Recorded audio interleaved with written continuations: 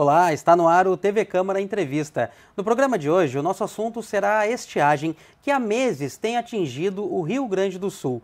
Por aqui vamos falar das ações do governo estadual para buscar amenizar essa crise, essa seca no território gaúcho. Também iremos falar aqui no nosso programa sobre os reflexos econômicos junto aos produtores do Rio Grande do Sul. E para falar justamente sobre esse assunto, estamos recebendo hoje nos estúdios da TV Câmara a Daniele Guimarães, ela que é analista da Farsul, a Federação da Agricultura do Estado do Rio Grande do Sul. Então, Daniele, seja muito bem-vinda ao nosso programa.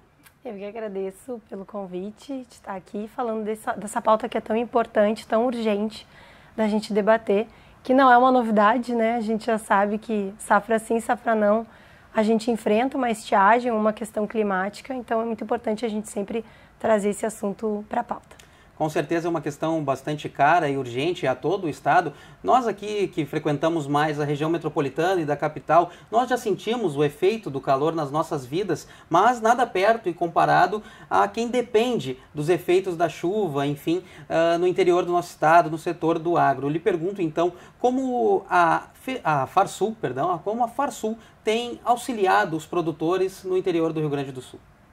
A Farsul a gente sempre discutiu, desde que eu entrei na casa, eu já estou há 10 anos lá e eu sei que é uma pauta muito antiga da casa, dois assuntos em especial. Um deles, a irrigação, porque existe uma forma da gente mitigar essas questões da falta de chuva, caso a gente consiga ter acesso à irrigação nas lavouras. Então a Farsul trabalha muito forte para desburocratizar a questão, para a gente conseguir ter energia elétrica, fazer reserva de água, e faz esse trabalho muito forte junto à Secretaria do Meio Ambiente e também ao Ministério Público para tentar, né, então, tirar essas amarras para que a gente consiga, de fato, fazer irrigação no Rio Grande do Sul.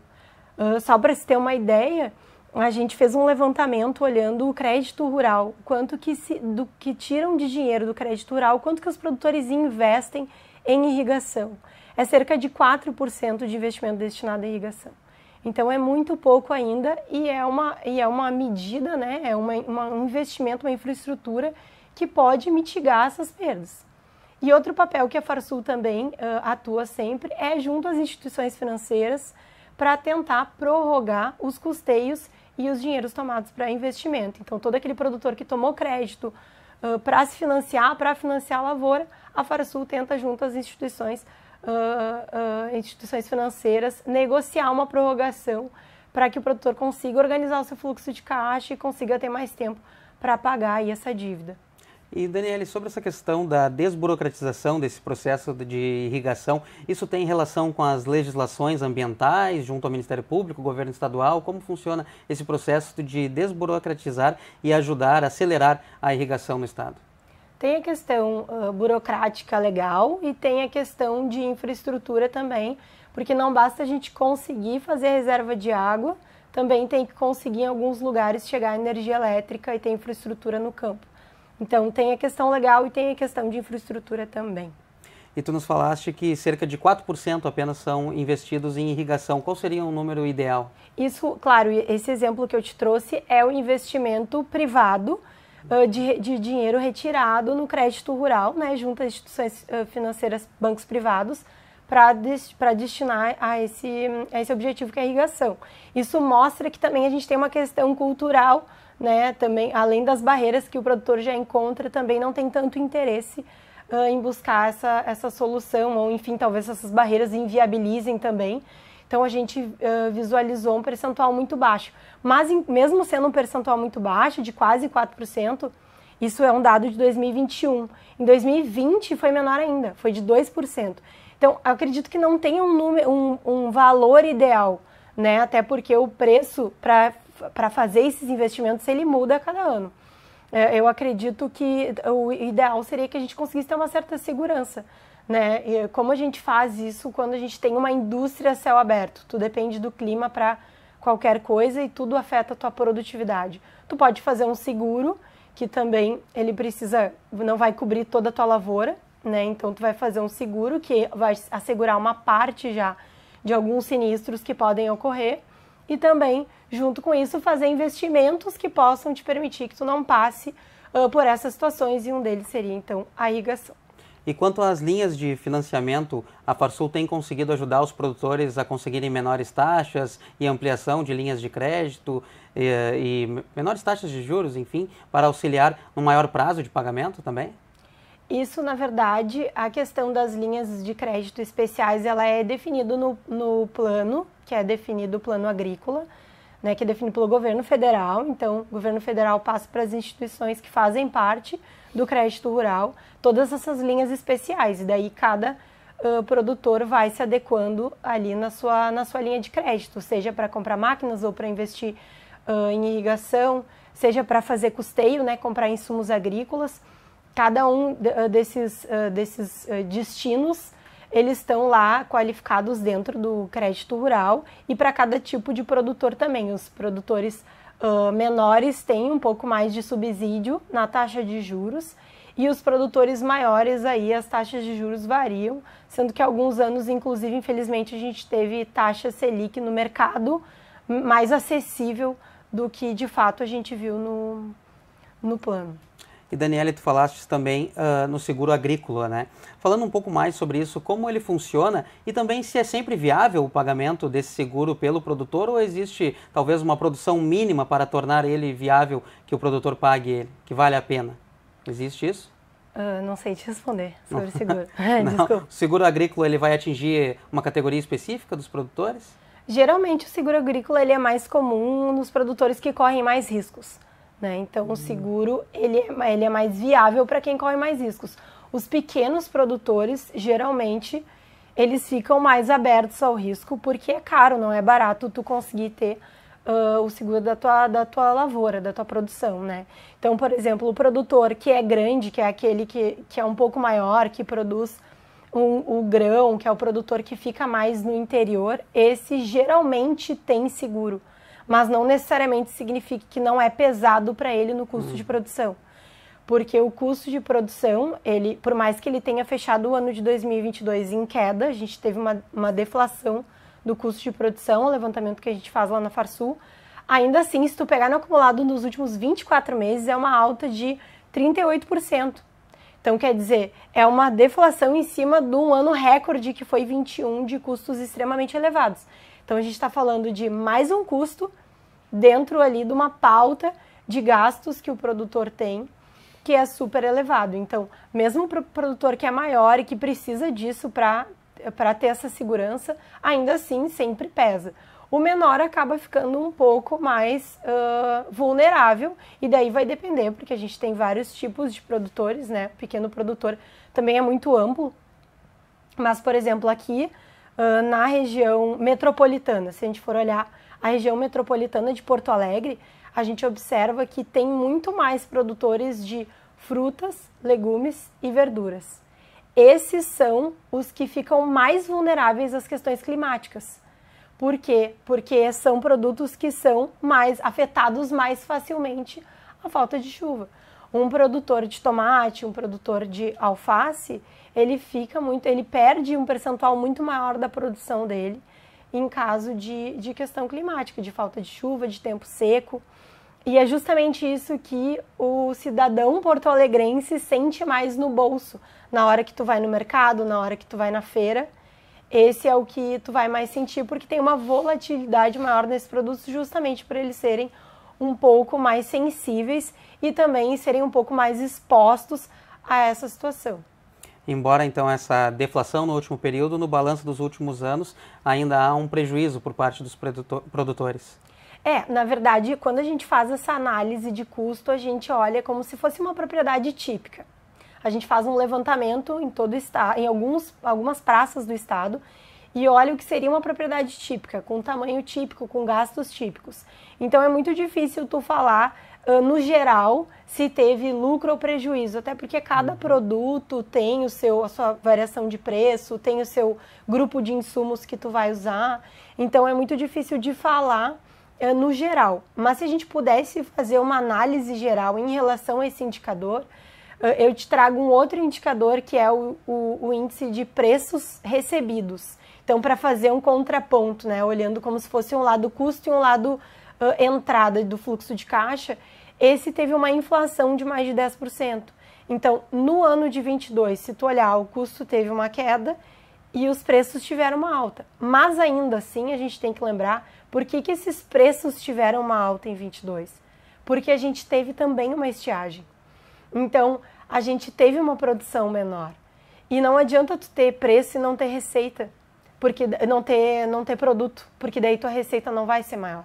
Então, por mais que os preços tenham se valorizado, os produtores tiveram menos receita em função da produção menor. Então, quando tu junta com esse custo que teve uma deflação, mas que em comparação com o ano passado, com o ano de 21, que foi o recorde, ainda assim é um custo alto, é difícil de tu falar que o produtor teve um alívio no bolso. Ele, na verdade, está vendo um custo desacelerar em relação ao pico máximo e está vendo um preço se valorizar em função de falta de produto e de outras questões no mercado externo, que às vezes não se traduzem, nem sempre se traduzem em receita. Já são alguns meses que a gente tem acompanhado de uma estiagem ainda mais forte. Nas últimas semanas são mais de 150 municípios que já decretaram situação de emergência aqui no nosso estado. Eu lhe pergunto de forma geral, no setor da agricultura no Rio Grande do Sul, isso significa, falando de valores, uma redução ou enfim um impacto envolvendo quais cifras?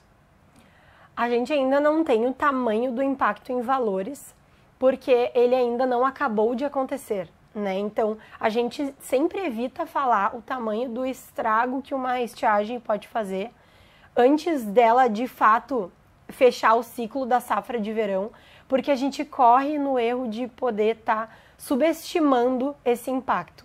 Né? Então, a gente pode falar um número hoje que amanhã pode ser outro, dependendo se chover ou se não chover. E esse número projetado de forma irresponsável por uma entidade poderia, inclusive, basear uma análise de um produtor? Com certeza, e pode também descredibilizar, né, os dados que a gente leva lá da assessoria econômica da Farsul para público. Então, a gente evita fazer esses estudos de impacto antes deles ocorrerem. Né? Então, à medida que nos próximos dias a gente for vendo como vai ser o clima e como vão ser os impactos nas regiões, a gente pode começar já a fazer um levantamento, aí acompanhando e ver o impacto na economia geral do estado. O que a gente já pode olhar, mesmo sem saber ainda o tamanho do impacto em valores? A gente já sabe que o agronegócio, que não é só a agricultura, o agronegócio, ou seja, não só as lavouras, mas também todos aqueles serviços e aquelas indústrias que fornecem para a agricultura e que compram da agricultura. Né? Então, todo esse grupo que é o agronegócio, ele representa 45% do PIB gaúcho. Ou seja, quando tu tem um impacto de estiagem dentro das lavouras, tu não está só afetando a vida daquelas pessoas que trabalham diretamente no campo ou então daquelas pessoas que vivem no interior. A gente está falando de um reflexo na economia de todo o estado do Rio Grande do Sul, inclusive dos moradores da região metropolitana. Às vezes a gente acha que é muito distante o que acontece no campo do que acontece aqui, mas a economia é uma só. E se a gente parar para perceber, além do preço dos produtos no mercado, como por exemplo eu dei o exemplo antes, das frutas, dos legumes, das verduras que são produzidas aqui na região metropolitana e que a gente já percebe diretamente o efeito da volatilidade dos preços quando a gente vai na feira, quando a gente vai no mercado. Além disso, a gente também tem outros fatores, como por exemplo, se a gente andar ali na Avenida Castelo Branco, a gente vai ver uma série de indústrias de fertilizantes. Essas indústrias estão localizadas aqui na capital, estão empregando pessoas que provavelmente moram aqui na região metropolitana, mas o faturamento está lá no campo. Então, todo esse reflexo de menor receita em função da estiagem que os produtores vão ter no campo vai afetar de alguma forma a vida desses trabalhadores aqui da indústria de fertilizantes. Quando a gente olha para a indústria metalmecânica em Canoas, a gente vê que o foco dessa indústria é máquinas agrícolas. Quem compra máquinas agrícolas, senão o produtor rural? Então, se ele tem impacto no faturamento dele, a gente vai ter impacto também nessa indústria e nessas famílias, nessas pessoas que trabalham e moram nessa região, que não é a região forte produtora do estado. E uma série de fatores, se a gente for olhar, por exemplo, a questão logística, quando a gente tem exportação de grãos, a gente vê a saída dos grãos passar por Porto Alegre, né? Quando vai a Rio Grande para o porto, quando tem a exportação. Menos caminhões passando nesse caminho, né, até o porto, é menos alimentação, é menos hospedagem, é menos combustível. Então, menos produto no campo também gera menos serviços aqui na região metropolitana e aqui nos arredores. Então, tem impactos indiretos que às vezes a gente não percebe no dia a dia, mas tudo que acontece na economia gaúcha, ela vai acabar refletindo de uma forma ou de outra, ainda mais quando a gente está falando de um setor que é tão importante. O Rio Grande do Sul é um dos maiores produtores de grãos do país, e qualquer coisa que acontece aqui no Rio Grande do Sul não afeta só a economia gaúcha, afeta também o Brasil, a economia brasileira. No ano passado a gente teve inclusive a pauta exportadora sendo afetada pela menor produção no Rio Grande do Sul, porque já que somos grandes produtores, produzimos a soja, é o principal complexo que é exportado, a gente é o segundo maior produtor de soja do país, então se a gente tem um efeito negativo aqui, a gente tem um efeito que vai acabar se virando uma realidade nacional e global, porque o Brasil é o maior produtor global de soja. Então percebe que às vezes a gente pensa que a realidade do campo está distante daqui da capital ou da região metropolitana, mas na realidade as coisas estão todas conectadas, né? Então essa menor produção no interior, ela vai afetar uma série de cadeias produtivas e uma série de trabalhadores e de pessoas que vivem aqui, afeta a questão inflacionária, então a gente tem todo um desencadear, né, dessa questão. E a economia é isso, as coisas são super conectadas. E só para fechar esse meu raciocínio, só para se ter uma ideia, o agronegócio, de acordo com o relatório da Transparência Fiscal do Estado do Rio Grande do Sul, ele é o terceiro ou quarto, cada ano ele varia, maior arrecadador de ICMS do Estado. Só fica atrás de combustível e energia elétrica, que são os dois primeiros, né? Ou seja, a gente está falando de um impacto num setor que pode afetar também a capacidade de arrecadação do Estado. E grande parte do serviço público do Estado também está localizado aqui na capital, né? Então, a gente está falando de coisas que acontecem no campo e acabam impactando, enfim, toda essa cadeia, outras indústrias, outros serviços e até mesmo a capacidade de arrecadação do governo do Estado.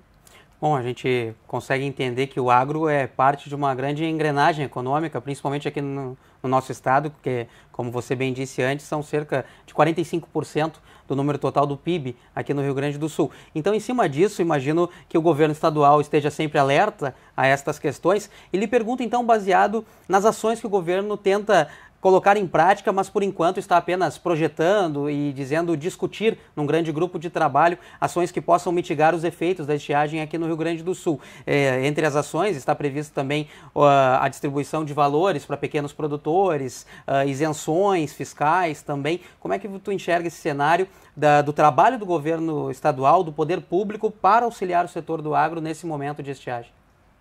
Eu acho importantíssimo. O governo estadual sempre se mostrou, esse governo, né, o governador sempre se mostrou aberto a dialogar com a Farsul esses assuntos. A gente sempre teve portas abertas para trazer as nossas preocupações, sempre foi ouvido. Inclusive, esse grupo de trabalho que está sendo formado e que já está em andamento, discutindo algumas possibilidades para mitigar os efeitos, porque reduzir é impossível, eles já aconteceram, mas para mitigar os efeitos, a Farsul faz parte desse grupo de trabalho. A gente tem um representante que está a par desses assuntos e que está trazendo para a presidência da Farsul esses assuntos para que possa, né, então a gente mostrar quais são as nossas preocupações e esse representante levar para esse grupo de trabalho. Então a gente acha ótimo, inclusive é sempre bom que a gente tenha um espaço aberto para poder dialogar. A Farsul é uma das federações mais antigas, a gente trabalha direto junto com o produtor, a gente conhece as dores que tem no campo, então é muito bom saber que o governo do estado está abrindo a possibilidade da gente dialogar, já que a gente tem essa bagagem de informação e de conhecimento para mostrar justamente aonde estão as dores e os problemas que podem ser combatidos. Então a gente vê com bons olhos, e inclusive do ponto de vista econômico, né, e do ponto de vista fiscal, é super importante que o governo do estado esteja atento a essas questões, justamente por ser um setor que é importante para a capacidade de arrecadação do estado e para que consiga se cumprir o orçamento previsto também. E ainda falando dessa grande engrenagem econômica, como eu falava antes, os parceiros do Rio Grande do Sul na questão do agro de outros estados ou até outros países, eles se preocupam, demonstram preocupação e podem ajudar de alguma maneira a mitigar os efeitos da estiagem nesse momento? Olha, infelizmente, felizmente, na verdade, cada estado tem a sua realidade, então não é todo mundo que está na mesma situação que o Rio Grande do Sul está. A gente tem, inclusive, Santa Catarina, que é um exemplo totalmente oposto, com chuvas excessivas, e a gente aqui com falta de chuvas, né?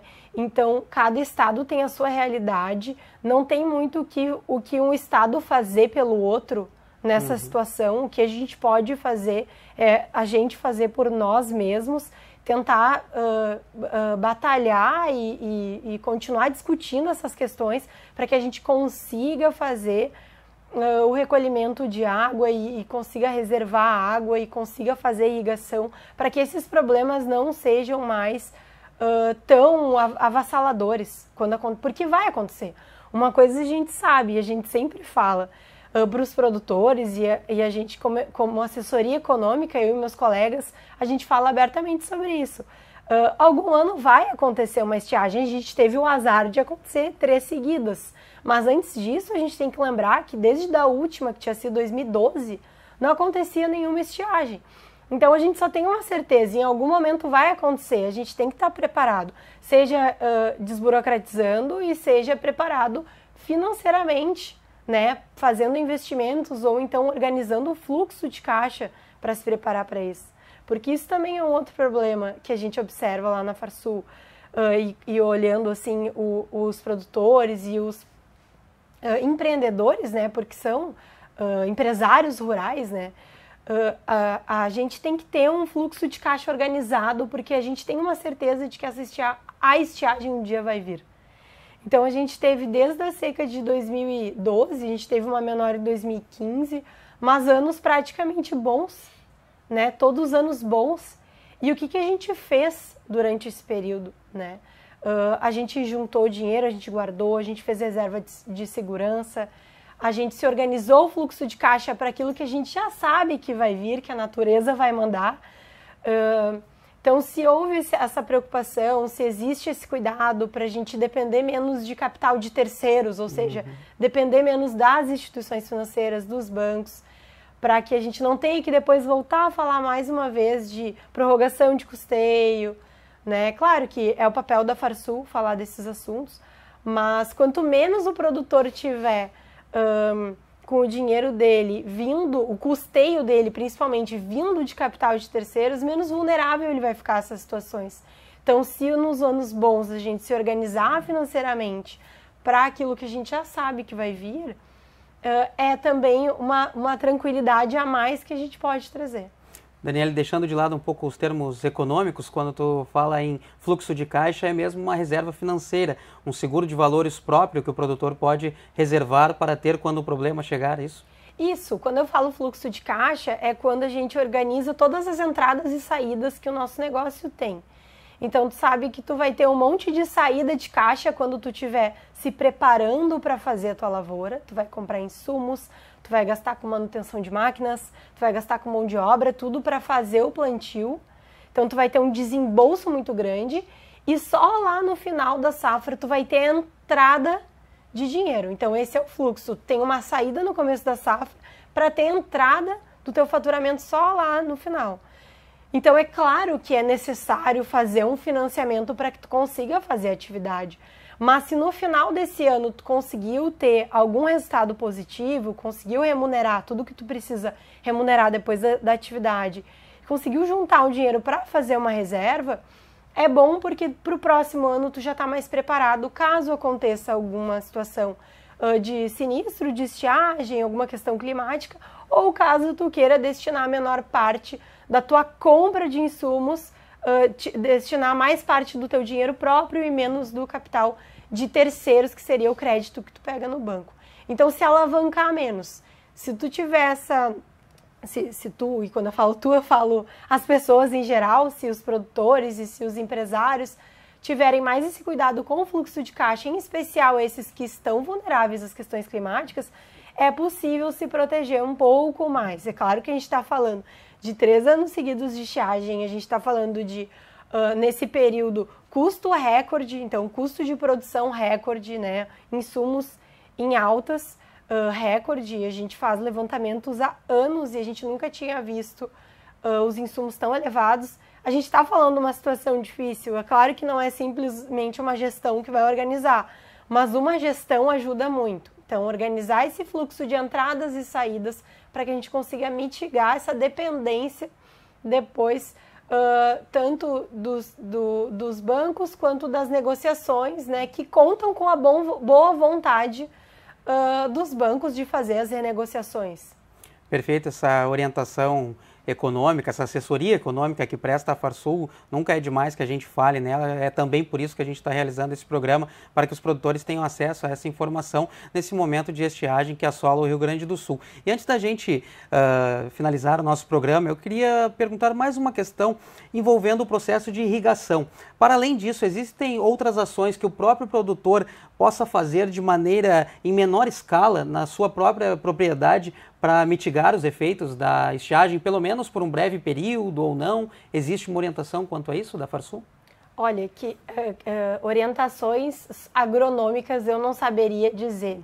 A única orientação que eu mesmo como economista consigo dar é claro, né, cumprir a janela de plantio, porque isso é importante para que tu consiga exercer o teu seguro depois, em caso de ocorrência de sinistro, e também a orientação da questão da gestão. Então, como o meu papel de economista, eu só consigo falar isso se eu falasse sobre questões agronômicas. Eu poderia estar falando alguma bobagem, alguma coisa que não é da minha área, então eu não me arriscaria nisso. Mas a questão financeira e a gestão é realmente muito importante para que a gente consiga se blindar, pelo menos em parte, a esses fatores do clima. Então, sempre buscar organizar o seu fluxo, ver quando vai ter as saídas de caixa e as entradas de caixa, organizar no final desse período, se tem a possibilidade de fazer uma reserva para caso de acontecer uma estiagem no próximo ano, sempre pensar no longo prazo, né? A safra não acaba nela mesma. Se quer ser produtor por mais anos, a gente tem que pensar no longo prazo, na saúde dessa lavoura no longo prazo. Então, buscar adotar esses métodos de gestão para que a gente consiga diminuir a alavancagem, não ficar tanto dependendo de buscar capital nas instituições financeiras. E por que eu falo que isso é importante? Porque ninguém empresta dinheiro de graça. Tu paga juros quando tu pega o dinheiro emprestado. Então, só de tu conseguir te alavancar menos, ou seja, destinar mais parte do teu dinheiro próprio que tu guardou da outra safra para comprar teus insumos e menos desse capital de terceiro, já é menos juros que tu vai pagar naquela safra.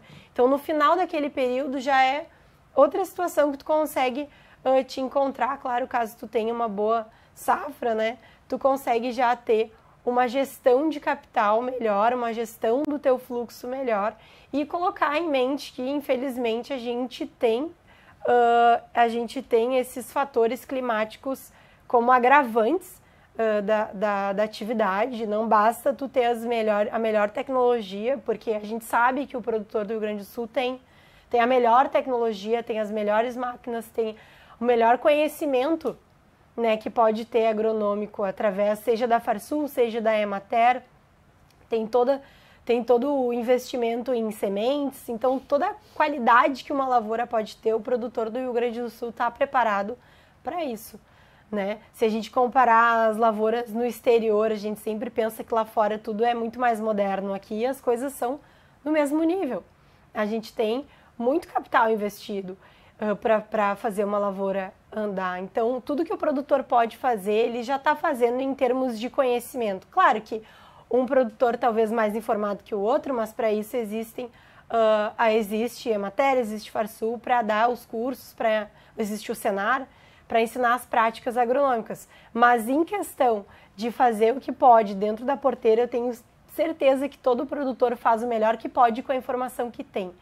O que falta é justamente a gente tentar buscar soluções perante as instituições, seja Ministério Público, seja Governo do Estado, seja Secretaria do Meio Ambiente, seja quem for que seja que vá regulamentarizar e que possa desburocratizar o acesso à irrigação, o melhor seguro e o produtor dentro da porteira, nas limitações dele, além de buscar essas assistências para fazer uma lavoura sempre melhor em termos agronômicos, também buscar em termos econômicos fazer uma lavoura melhor, porque afinal de contas a atividade ela só é rentável quando ela dá resultado, né? Então é importante a gente fazer o que a gente ama e trabalhar com o que a gente ama. Eu sei que os produtores gostam muito, mas também é importante que dê resultado. Então a gente tem que levar com seriedade a questão financeira também e estar atento a essas questões de caixa e de alavancagem. Agora, Daniela, aproveitando a tua experiência e atuação profissional também junto à Farsul na análise econômica, eu lhe pergunto sobre o que foi dito há pouco, que você disse que já houve 3 períodos de estiagem muito recente aqui no nosso estado, mas que essa última ainda não é possível projetar em números, as perdas, enfim, que os produtores devem sofrer. Mas lhe pergunto, na comparação com essas últimas estiagens que o estado já vivenciou há pouco tempo, se existe como fazer uma relação entre elas junto a essa última, se ela pode ser pior, se não tanto, como é que está esse estudo desses dados por enquanto? Ainda é difícil dizer. Eu estaria correndo o risco de subestimar as perdas que estão ocorrendo agora. A gente sabe que tem algumas regiões que são mais afetadas. A região central é mais afetada. A gente ouve falar que Santa Maria também é uma região que está sendo muito afetada. Então a gente escuta casos de replantio, de produtores que 3 vezes estão replantando, tentando, né, buscar. Claro que tu não vai, depois de 3 vezes replantando, tu não vai mais atingir a tua produtividade máxima que tua propriedade que a tua atividade já te deu, mas tu vai tentar mitigar os riscos. Então, tem casos de replantio, tem casos de áreas mais afetadas, tem casos de perdas já consolidadas, e isso é mais comum no milho. Então, é muito difícil precisar, por quê? Porque o milho ele é mais sensível e a gente consegue ver um pouco antes os efeitos. A soja já dá para... A gente tem que esperar um pouco mais para ver. A colheita também em períodos diferentes. E junto, nesse conjunto todo, a gente também tem a safra de inverno, que depois pode vir para contrabalancear um pouco as perdas da de verão, que foi o que aconteceu na safra passada. A gente teve uma safra de inverno boa, então a gente teve bons resultados na safra de trigo. E isso sempre pode mudar também a dinâmica da safra no ano fechado, né? No ano safra fechado. Então é muito difícil ainda a gente falar sobre esses números. A gente acredita que impactos já existem o que já deixou de brotar, o grão que já deixou de ser gerado, o que já deixou de chover já foi perdido. Então tem casos de perda que já ocorreram e tem casos de tentativa de replantio que ainda assim a gente já tem a produtividade, ou seja, a quantidade de sacos que tu consegue produzir por hectare já foi prejudicado, porque tu está fora da janela, porque ainda assim ainda está quente, não está chovendo. Então, já existem perdas consolidadas. Agora, o tamanho disso, eu não corro risco ainda de dizer, mas a gente pode mais para frente combinar de voltar e conversar sobre o assunto e eu voltar aqui com esses dados fechados para a gente poder falar um pouco sobre eles e ver se foi maior ou menor do que as últimas que a gente viveu. Com certeza, a gente ainda vai falar muito sobre esse assunto e principalmente após o período de estiagem, que a gente espera que termine em breve, a gente possa colocar os dados, os números e um balanço final sobre esse período bastante ruim que viveu o nosso estado. Agora sim, para a gente finalizar, Daniele, deixando um pouco a análise econômica de lado, mas sabendo que você é parte de uma entidade que é um agente ativo desse processo do agronegócio, desse setor, como a Farsul está com relação a otimismo ou não, a expectativa climática para os próximos dias, semanas, enfim, para que essa estiagem perdure ou não? Como a Farsul analisa isso a curto prazo? Olha, eu não, infelizmente também não posso te informar, porque eu não, a gente não há uma consegue definição formal precisar, até porque, por exemplo, a gente tem questões de regiões que choveu na propriedade de um produtor e no vizinho não choveu tanto. E ali na cidade do lado já não choveu nada. Então, apesar de a gente ter as expectativas meteorológicas, as informações meteorológicas que podem indicar alguma chuva essa semana, a gente já sabe que não vai ter, mas nas próximas semanas, ainda assim, é difícil saber em que região vai chover, porque às vezes marca que vai chover na região da fronteira oeste e chove só num pedacinho da região e não chove no resto. Então, uma lavoura ali se salva e outra não se salva. A gente tem situações de mesma família, né, produtores que trabalham juntos, cada um tem a sua propriedade, uma perto da outra, duas desempenhando bem, uma desempenhando muito mal, porque choveu num pedaço, no outro não. Então, mesmo que a gente analise a meteorologia, é muito difícil saber aonde vai e aonde não vai chover. Então, ainda é muito difícil precisar. Infelizmente, a gente ainda está vivendo a estiagem, então a gente não tem como saber o tamanho da perda e nem o impacto em termos econômicos. Mas, com certeza, em breve a gente vai saber e a Farsul vai calcular e a gente pode estar super à disposição para trazer aqui para vocês esses dados fechados quando eles já estiverem com certeza certos e a gente não correr o risco de subestimar a perda para também não prejudicar os produtores na tomada de decisão deles. Com certeza, em breve nós voltaremos com mais um programa sobre a estiagem aqui no Rio Grande do Sul, quando essa seca terminar aqui no Rio Grande do Sul. Por hoje a gente fica por aqui, a gente agradece a nossa especial convidada, Daniele Guimarães, economista da Farsul. Muito obrigado pela participação, Daniele. Eu que agradeço. Muito obrigada. Então, a Daniele Guimarães participou conosco hoje aqui do TV Câmara Entrevista, falando da estiagem e dos efeitos econômicos que tem provocado na vida dos produtores no Rio Grande do Sul e também de toda essa cadeia econômica que envolve o setor por todo o Brasil. Muito obrigado pela sua audiência, eu me despeço de vocês e para acompanhar mais detalhes da nossa programação, fique de olho nas nossas redes sociais. Até a próxima edição!